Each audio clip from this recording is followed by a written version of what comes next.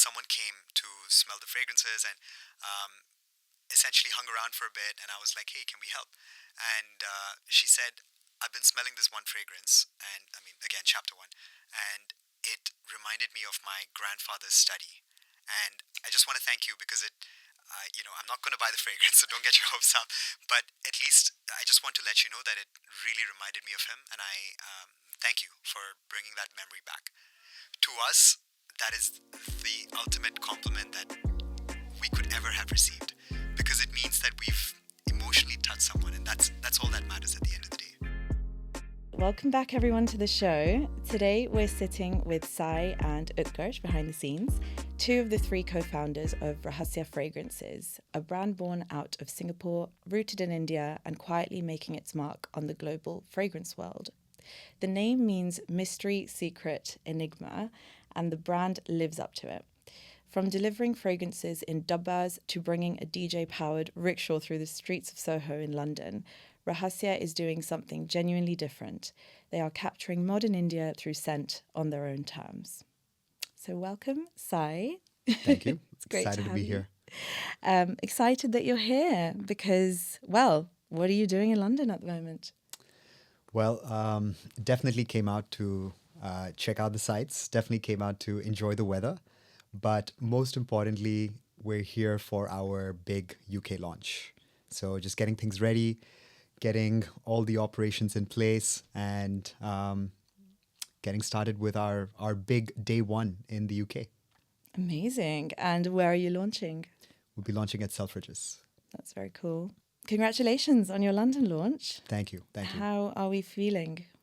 Incredible. I mean, it's truly surreal.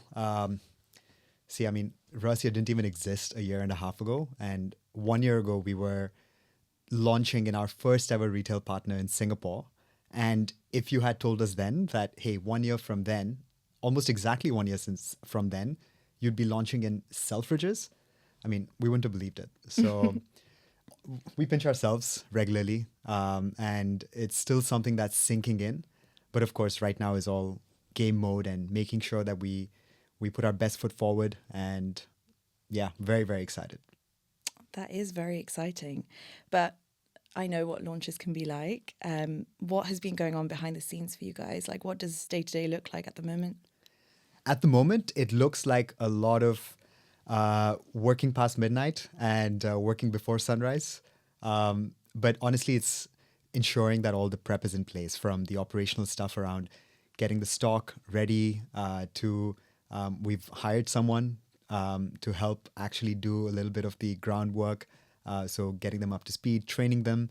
And at the same time, we're also visiting all the different Selfridges locations, having meetings, just getting ready for, the big launch. So It's been busy, been chaotic, but couldn't have asked for a better 1 week so far in London. Oh, that's really good to hear. And I think London's excited. I'm excited. I'm still using your tester fragrances. Oh, yeah? I'm ready to buy my proper ones now. Yeah. So obviously there's three of you who founded this, and it's a very new brand. It's been a year and a half, right, roughly. How do you guys actually all know each other? And, how did the idea for this brand come about? Well, we go a long way back. So there's myself, there's Utkarsh, who's sitting there typing away on his laptop, and there's Sachit, and the three of us are friends. So Sachit and I, we've known each other since we were 12. Utkarsh and Sachit have known each other since they were little kids, and we all grew up in Jakarta and in Singapore, and so we always knew each other since we were very young, lived the corporate life, and loved fragrances. So every time we'd get together, naturally the conversation came to revolve around fragrances at some point or the other. And we'd always ask ourselves, hey, what's the latest, acquisition? You're wearing Tom Ford? Yeah, no, that's not a good one, man. But over time, I think, especially as third culture kids, we always were looking for ways to connect back to our roots and our identity, because we were born in India, but we never actually lived there. So that for us is, it's this emotional desire to want to connect back to the place where we're from. And in the world of fragrances, we were always looking for a brand that told our story in a way that we felt, hey, this is actually representing us in some way. Couldn't find anything. And so, yeah, we decided, let's build a brand that we as fragrance lovers, as third culture kids, Indians are looking for. And so we quit our jobs and here we are.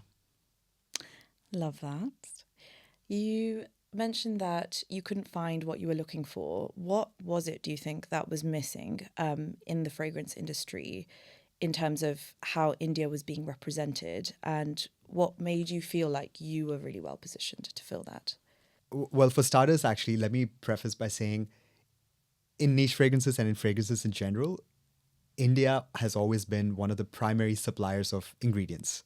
And on top of that, you consider the fact that India has such a rich tradition of perfumery, especially in the traditional sense. You have these attars, these essential oils, and you hear about Kannauj in Lucknow being this perfumery capital of the world.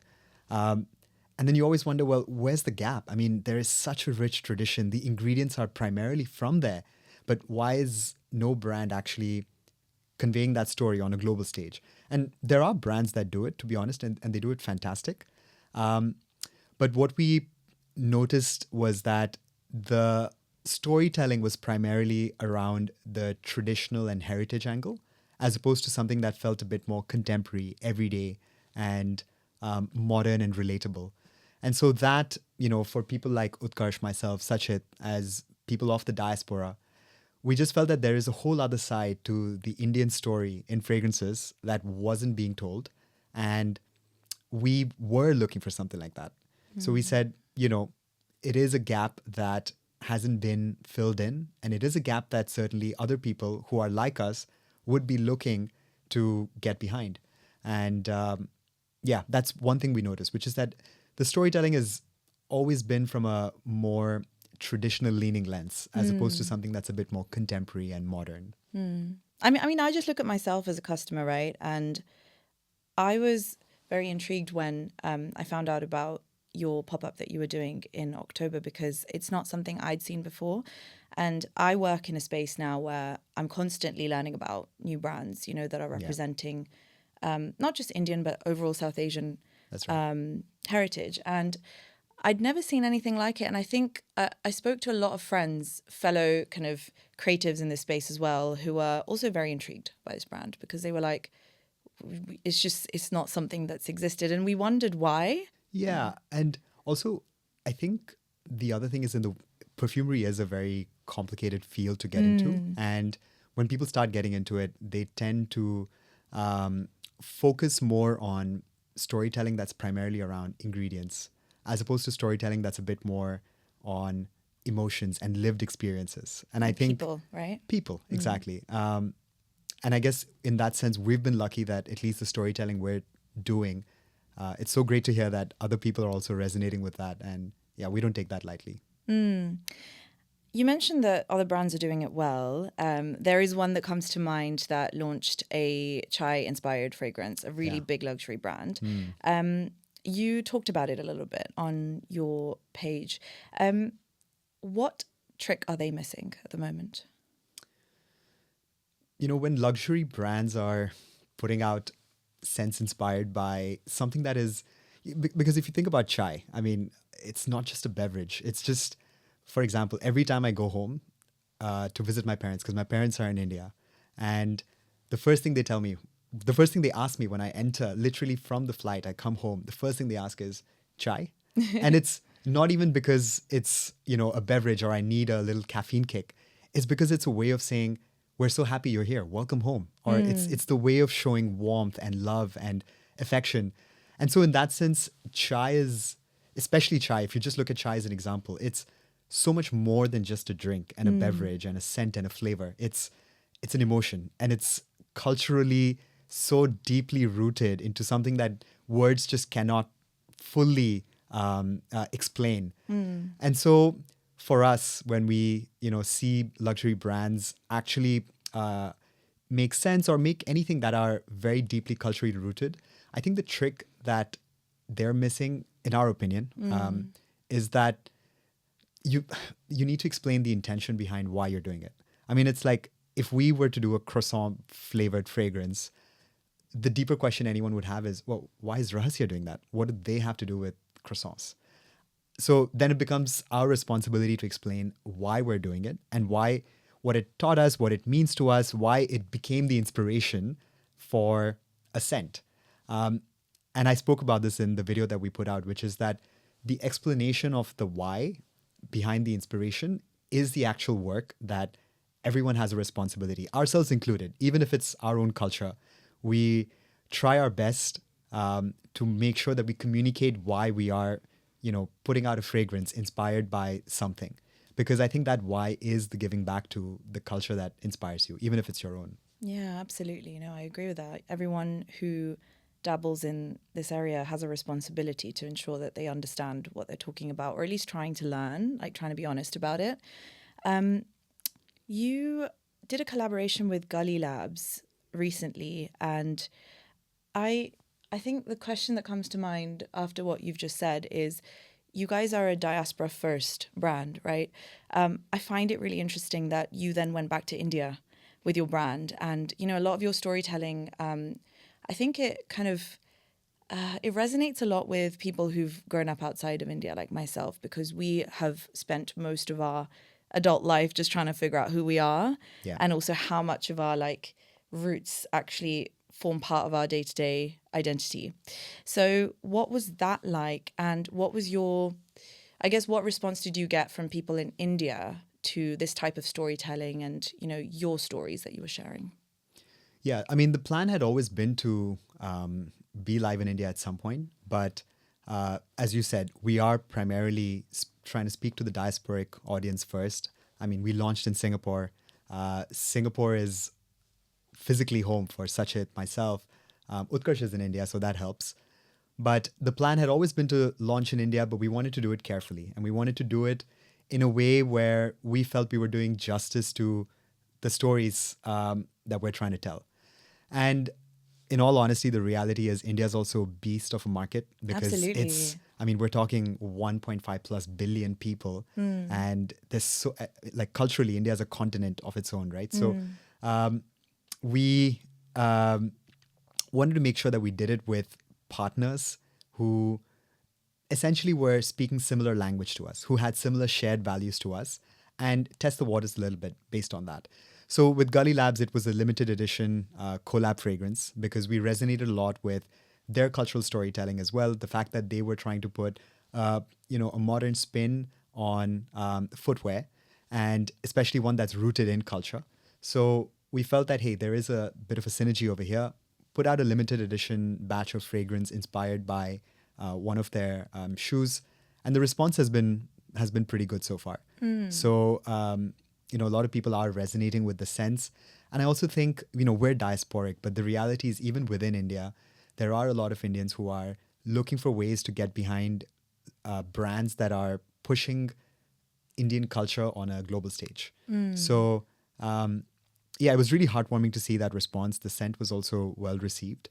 And of course, we're always looking for collaborations with other brands who resonate with our values, our mission and ethos. So it was a good collab. Yeah, and I can see a lot of similarities in terms of the value systems of both brands, because they're also very design led, and it's quite interesting. It's almost like you had a bit of a crossover, because you were diaspora first going into India, and they're kind of from India, going out. Yeah. I mean, there's so many people here who are obsessed with Gully Labs, particularly in the UK. They've done a lot of campaigns and things. Yeah. So I actually saw someone on the street the other day wearing a Gully Lab No shoe, way. which was We made it. very cool moment. Yeah, exactly. Yeah, I haven't that's smelled cool. I haven't smelled someone wear a Rahasya perfume yet, so Okay. hopefully we'll change that. Well, you failed step one because I'm wearing it today. I know. I noticed it you did earlier. Yeah, I notice. did notice it. Awesome. So, actually, speaking of design, you guys have such an amazing eye for design, I think, in terms of your brand. And I have heard you speak about this previously, where you've said none of you have a background in design specifically. You've taught yourself largely. Is that correct? That's 100% correct. I mean, we're not trained in anything on design. We come from the most boring corporate jobs. Hey, who are you calling boring? No, sorry. Yeah, it is. the most exciting corporate jobs. But we absolutely don't have any training per se. So we're entirely self-taught. I mean, for example, Utkarsh had to teach himself all the design tools, and then especially early on. Sachit, for example, he's very analytical in terms of how he thinks, but brought that analytical approach into crafting and ideating a lot of the creative campaigns that we put out.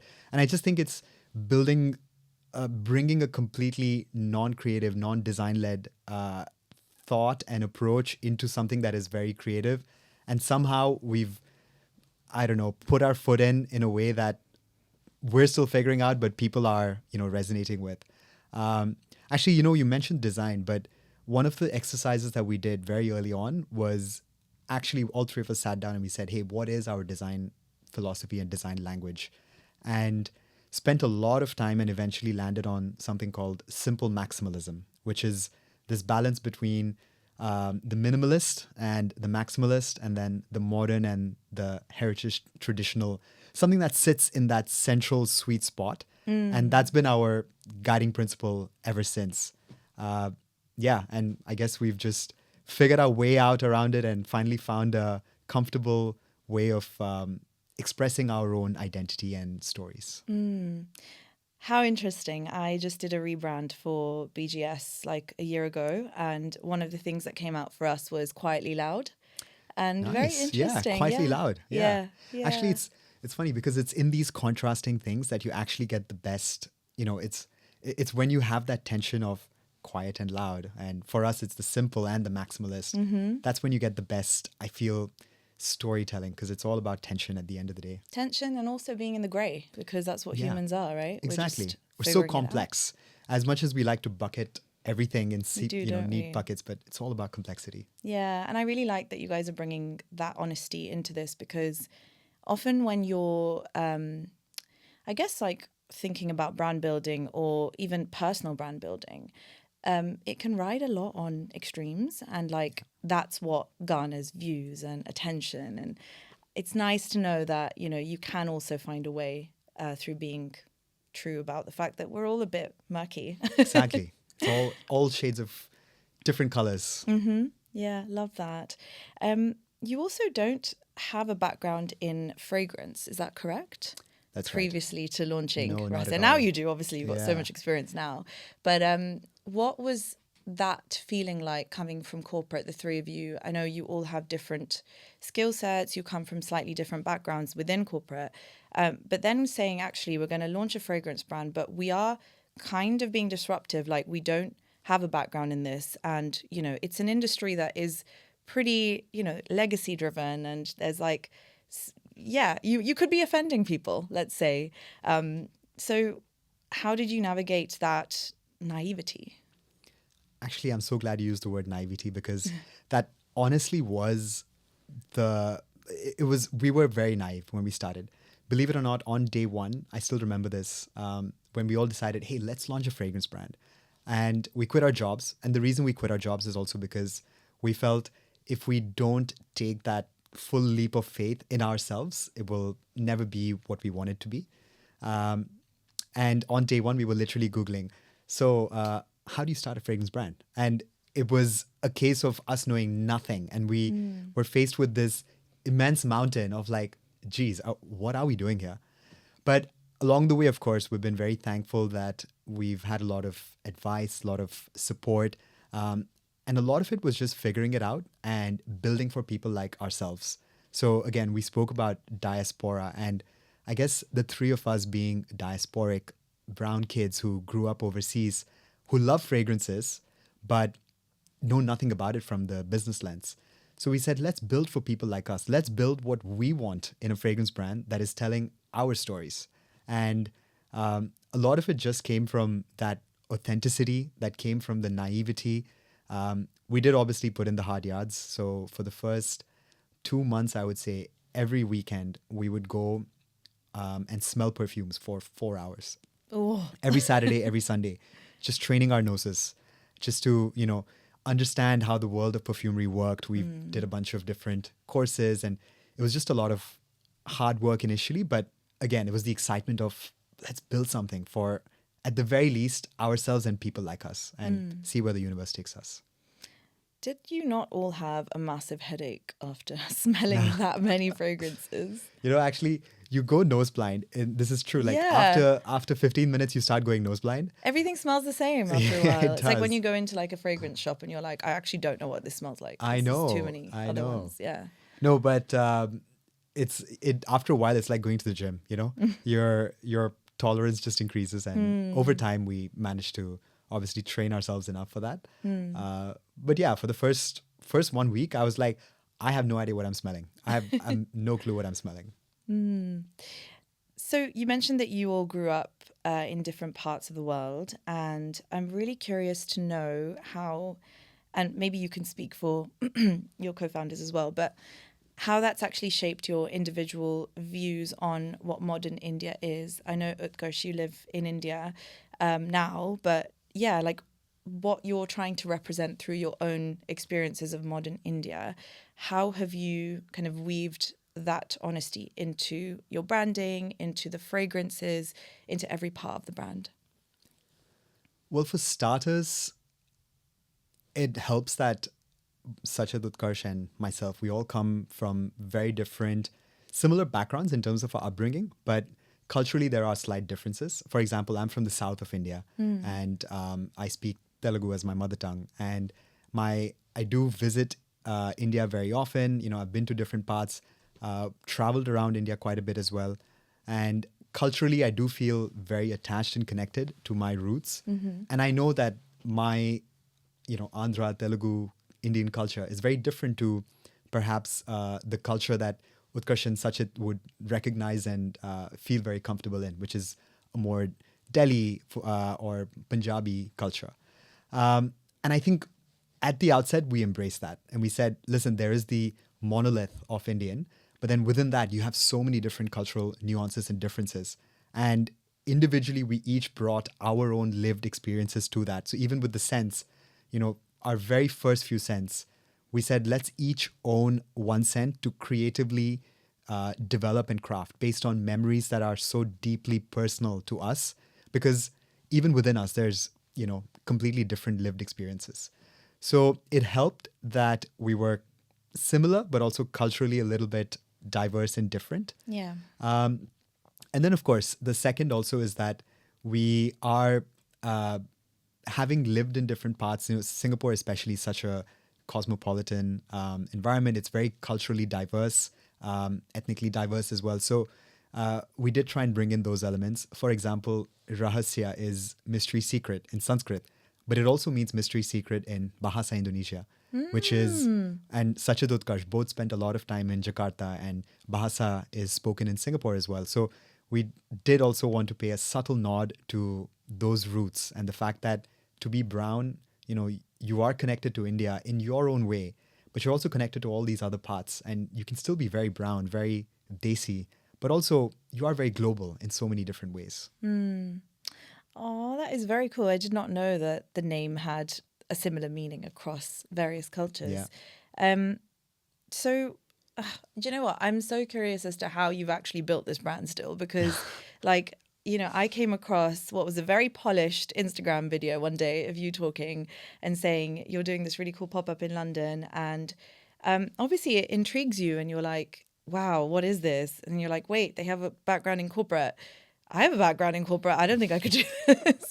So the actual process of, coming up with the scents, coming up with the names, which is probably the step after what you mentioned, which was building the design principles and agreeing on the tone of voice and everything. Once you'd done that and you were thinking about the collections themselves, what came first? Was it the story, or was it the scents, or was it the name? It's always the story. In fact, the very first thing we did because when we launched with 4 fragrances.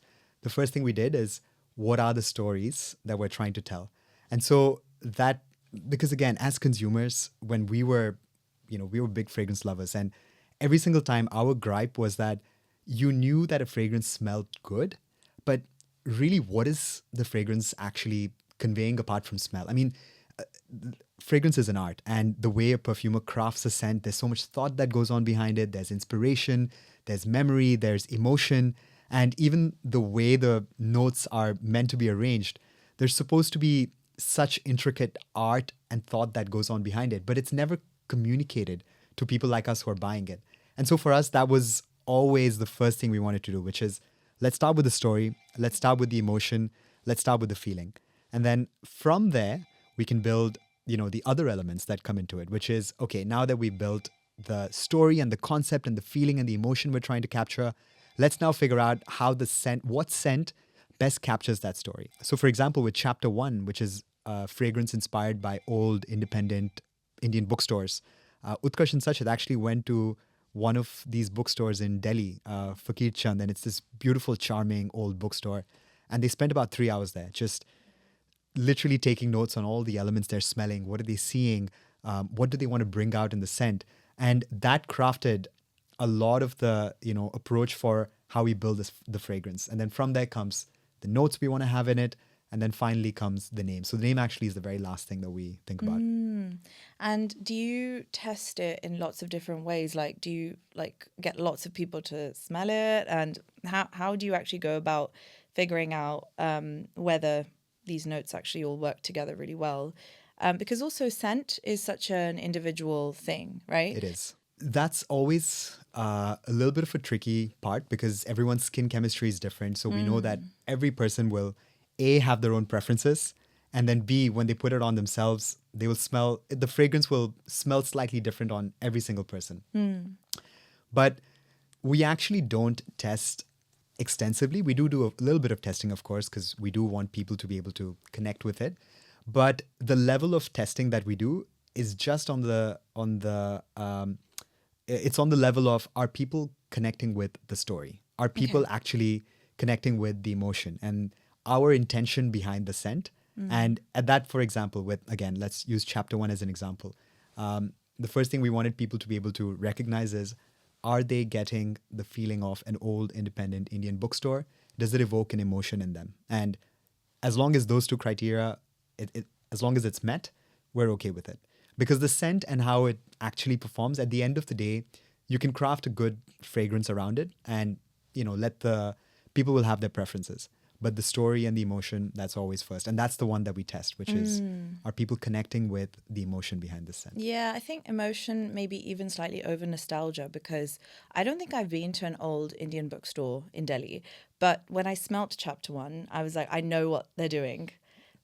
Because you get it. And so you feel that emotion that they've probably felt. That's right. Even though you might not necessarily have the feeling yourself of having gone there. Exactly. That makes sense. Actually, at the pop-up, and this was the moment where we felt like, wow, it's the universe validating what we're doing. Is someone came to smell the fragrances and essentially hung around for a bit. And I was like, hey, can we help?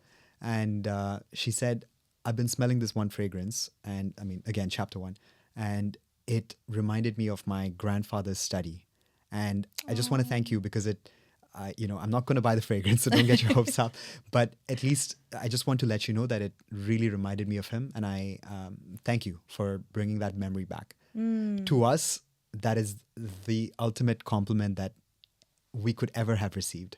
Because it means that we've emotionally touched someone. And that's all that matters at the end of the day. Because you didn't really realize how it would have impacted people, right? You were just coming from your own place of this matters to me. Exactly. And then different people interpret it differently. Exactly. Yeah, exactly. It's like art. It is like art, 100%. So we've talked about your collections and the actual building and the inception of Rahasya, but I want to touch on London because London was such a moment for you guys. You did In Transit, your incredible pop-up in Soho. You did your rickshaw activation. Tell me more about why you selected London and what it was about, involving a rickshaw on the streets of London. And importantly, what were your reflections as a team once you'd kind of digested what had happened and gone back home? Firstly, why London? I mean, let's get one thing clear. London's one of the best cities in the world. I know there's different opinions around it, but at least have to agree. When the sun's out, honestly, something else. When the sun's out, especially. It's just such a diverse city, and I don't know who I was mentioning this to the other day, but London's one of those few places where you see the diversity, not just visually, but you hear it too. There's so many different languages being spoken and spoken proudly. And that's such an amazing feeling to be amongst. And specifically when we talk about the Indian diaspora, I mean, these are people who are proud to be brown in their own way. They may be very British, but the reality is there is a certain element of pride in their cultural roots. And even if they're familiar or not familiar with those cultural roots, there is some element of pride. So why London? Because there is this concentration of diverse people who are culturally in touch, or at least culturally proud, or even culturally curious. And we always had this thought when we launched Rahasya, which is, well, we know Singapore is where we're based and we kind of tested the market there, but how will people resonate with the mission that we're trying to do in, lands that are far away from home for us, physically home for us? And London just seemed like the absolute right place to come because of, everything I just said. So we took a bit of a risk, a bit of a gamble, and we said, let's do a pop-up, which is honestly for a brand, we weren't even 1 year at that point. And it was a little crazy, and it could have broken us in all honesty. It could have absolutely not, I wouldn't be sitting here if things hadn't gone right. But we just brought our feeling, our emotion, our storytelling, and Rickshaw Rhythms came first because we had a scent inspired by one of our community members who wrote to us saying, hey, I have this memory of taking rickshaw rides along coastal roads of India. We loved it. So we made that into a fragrance and we said, well, why don't we actually physically bring it to the streets of London? Let's bring an actual auto rickshaw. Let's custom deck it. Let's get South Asian DJs to play music, the rhythm, and let's coast through the streets of London. Let's make some noise.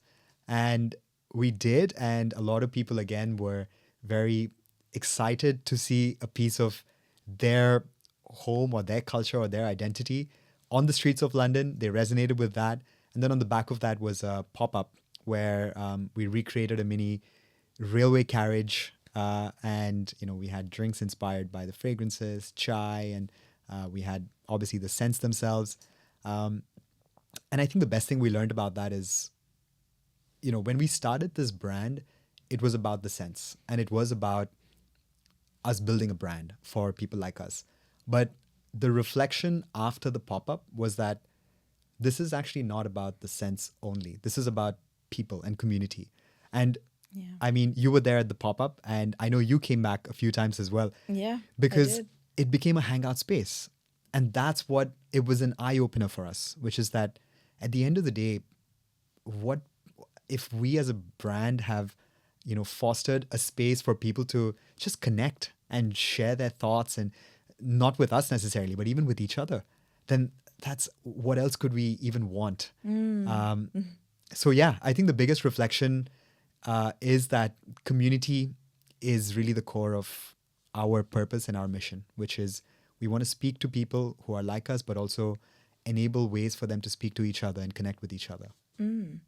Yes, you did. You created a third space, and I don't think you had planned necessarily to No, do not it. at all. Yeah. I hadn't planned to come back. You're right. It's bringing people together who are like-minded and giving them the opportunity to connect over a common thread, right? Yeah. And I mean, I was going to ask you this slightly later, but I'm really curious as to whether you actually see Rahasya as a fragrance brand, like in the future, or do you see it evolving into something beyond that? I mean, there's always possibilities of evolution, and we wouldn't ever close doors on it. But for the time being, our focus is on fragrances. And I think, scent is such a powerful medium of memory, of connection. And we haven't even scratched the surface of the stories we want to tell. We haven't even scratched the surface in terms of the scents we want to bring to the forefront. And so there's a lot more work for us to do in this space. In the future, who knows? But for now, there's so many more scents we want to bring out. So yeah. You want to walk before you can run. Exactly. Exactly. So you mentioned to me, we went for a catch up before this, and I said, how did you get Selfridges? And you said, well, they came to the pop up. Yeah. So you basically created a pitch in the form of a physical space.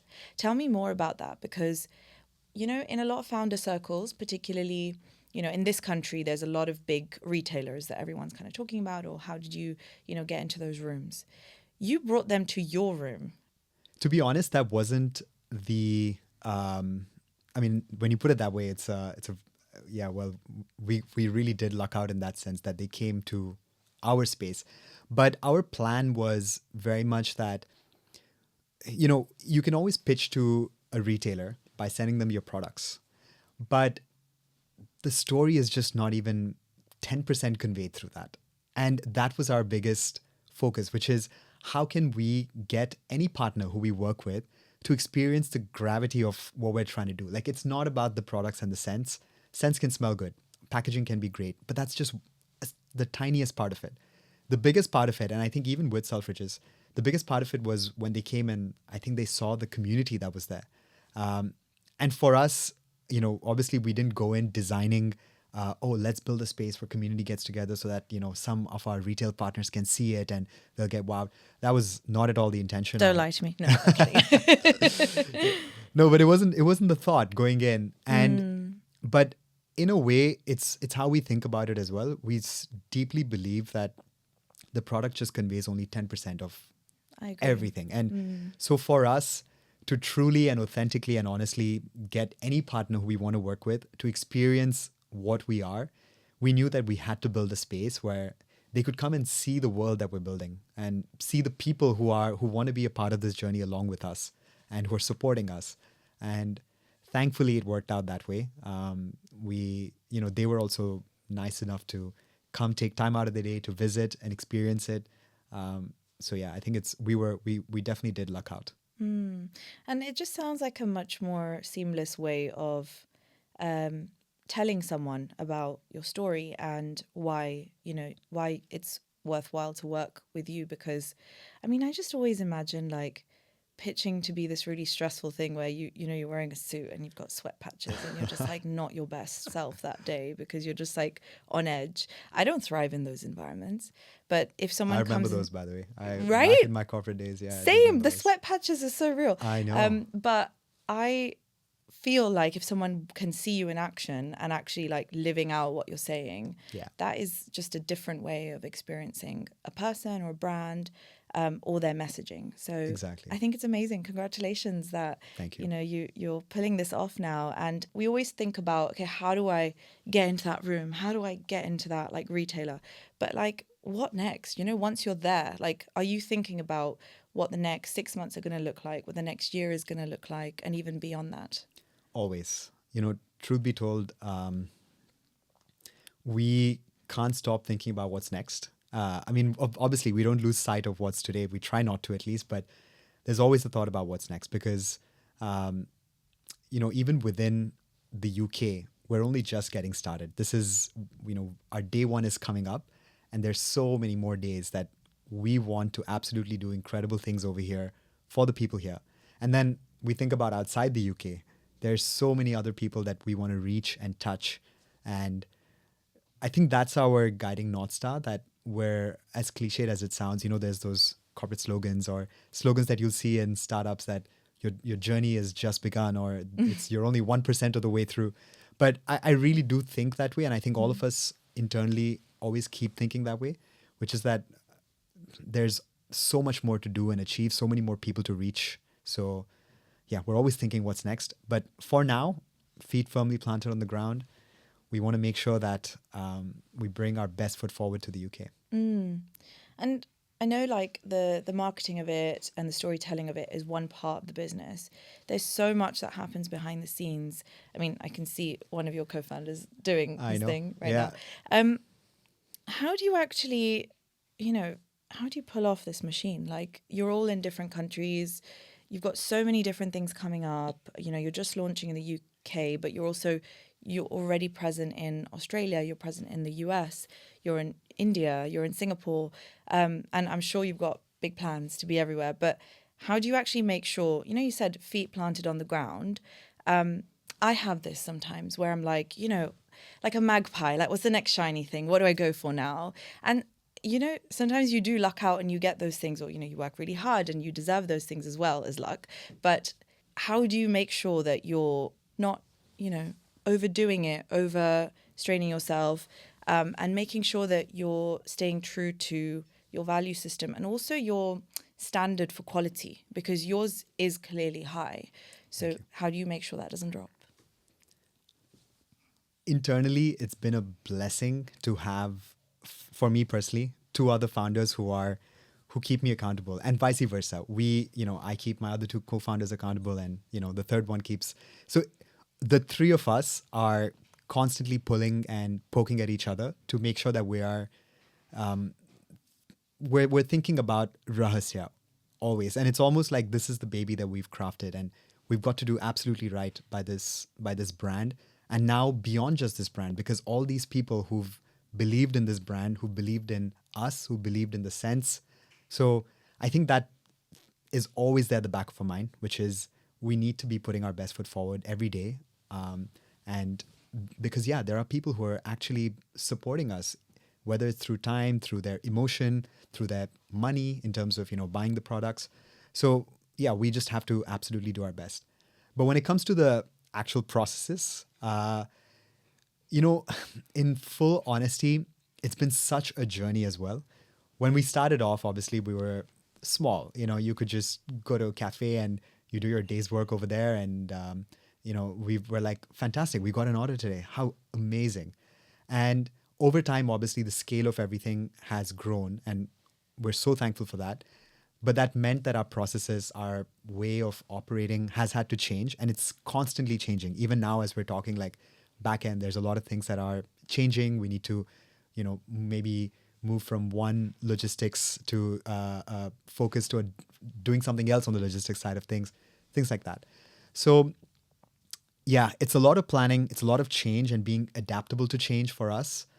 We hold each other accountable, and just ensuring that every part of this machine is ready, not just for today, but at least for tomorrow as well. So that, when change happens, we're ready for the next step.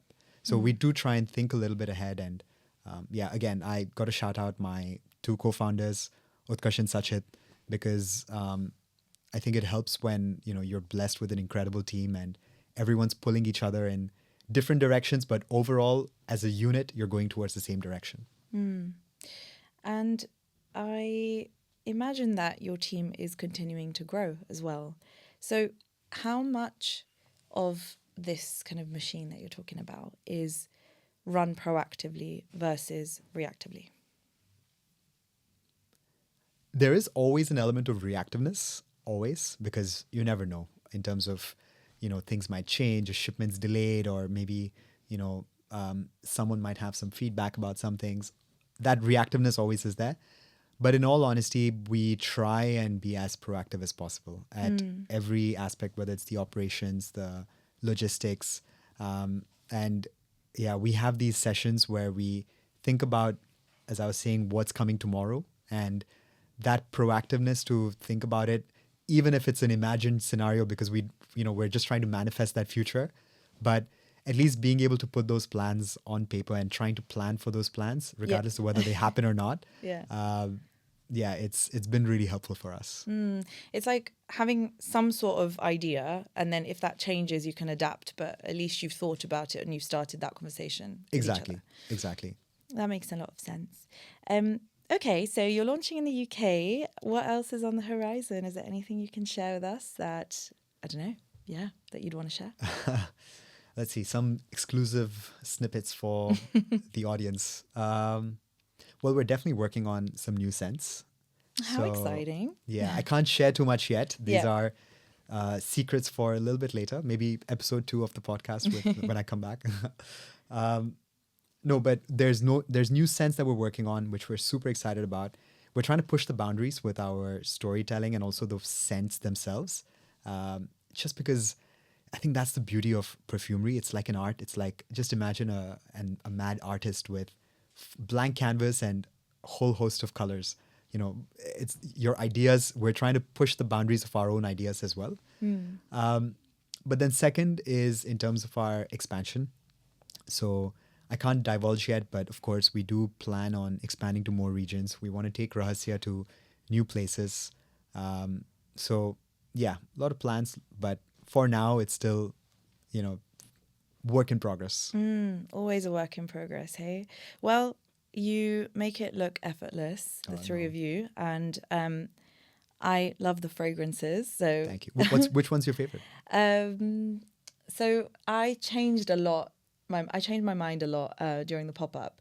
I landed on Rickshaw Rhythms. I think that's my favorite. Yeah. I think the story and just the smell of it, Yeah. it's great. But I've tried all of them, and yeah, they're all lovely in their own ways. I have one I don't like, but I'll tell you that after. Oh yeah, off camera. Off camera. So I guess, is there anything else that you'd like to share with us that we've not spoken about?